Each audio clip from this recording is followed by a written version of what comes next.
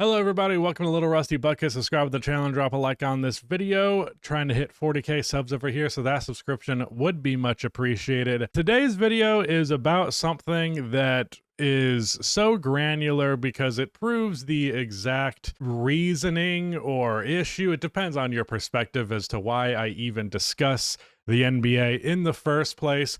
Oftentimes I will have a disagreement with a take, not in like the destination of, or not in the destination of that take, but rather how it was brought on, like how you arrived to that take, the argumentation being made. And recently, Tracy McGrady was on The Arena, and he discussed his legacy and Kobe comparisons. And of course, Tracy McGrady is a player with a pretty complicated legacy. He is one of the best peaks in NBA history, period, as far as I'm concerned. And I think people who say that he was on a similar level to Kobe Bryant are not exaggerating that dramatically. I do think that is a fair assessment to have. Obviously, he had a much shorter prime than Kobe, but if we're just discussing their peaks at the same time, especially like when he was playing on the Magic in the 2000s, the same time that Kobe is playing alongside Shaq in LA, like I think there is enough of a conversation to be had there. From what I understand, from what I have seen, the big thing that separates them is McGrady just had less of a clutch factor, and he also especially was less of a leader, had more instances of his numbers dropping off in a playoff setting. But I also think McGrady had a deeply unfair shake, and I've said forever now that like I don't qualify players in their performance like against them for things that are outside of their control. Like the Orlando Magic era for Tracy McGrady, he signed alongside Grant Hill, but then Grant Hill got injured and barely played.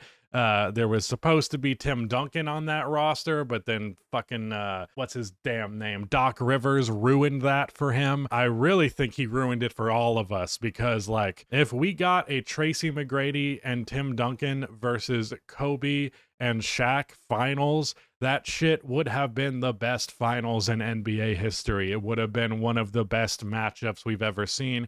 Arguably two top 5 duos of all time against each other at the same time. Like that is really hard to comprehend.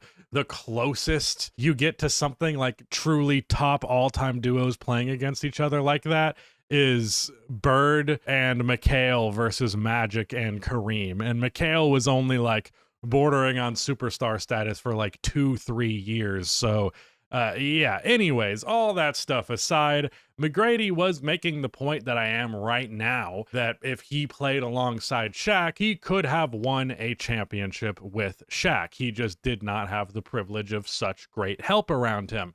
For the most part, I agree with that assessment. I agree with that answer. I don't agree with the way that he argued that to be the case. So what he said is, I'm not saying I'm Kobe. I don't have to be Kobe to play with Shaq and win a championship. All that's fine. Because I agree. Like, especially 2000, I think like Mitch Richmond probably could have got it done with him.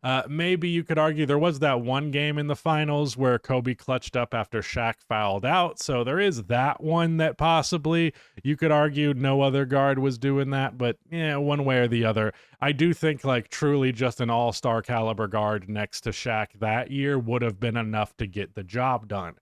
2001 and 2002, I'm inclined to disagree more so because like I do think given how good Kobe and Shaq were, it kind of overshadows how not very good the rest of the Lakers roster was, nor how overly simplified that offense was to the degree where the offensive game plan literally was give the ball to Kobe or give the ball to Shaq. A video that will be coming out later this week, I talked about the Sacramento Kings series in 2002. And I don't think Shaq would have won against the Kings in 2002 if he did not have Kobe.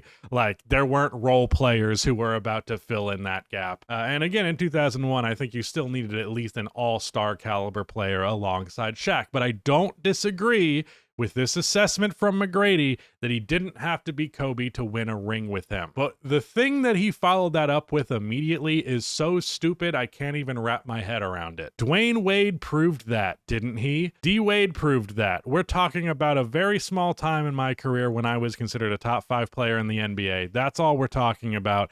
And looking at that based off of what Shaq and who he was with at that moment in time, throw me in there.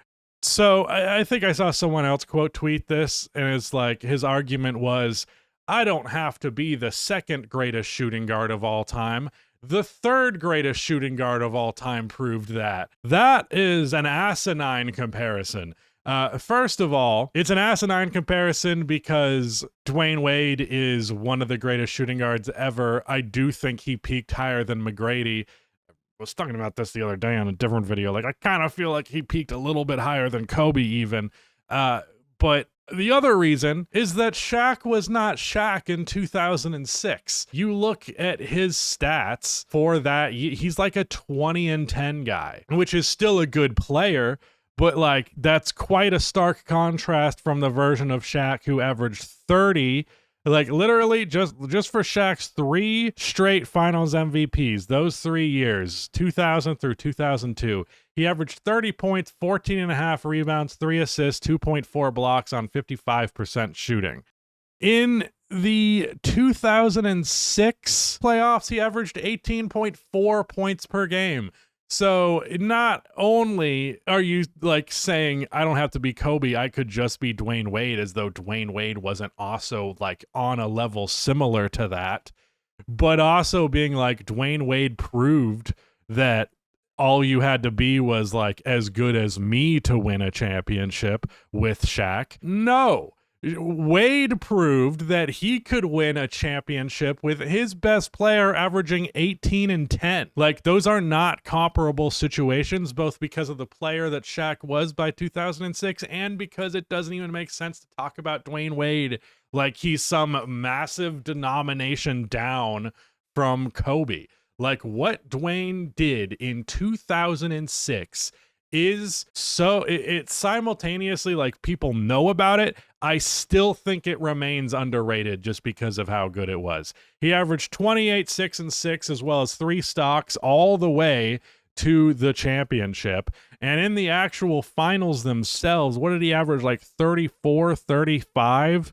Yeah, 34.7 points, 8 rebounds, 4 assists, 3.7 stocks, 47% from the field.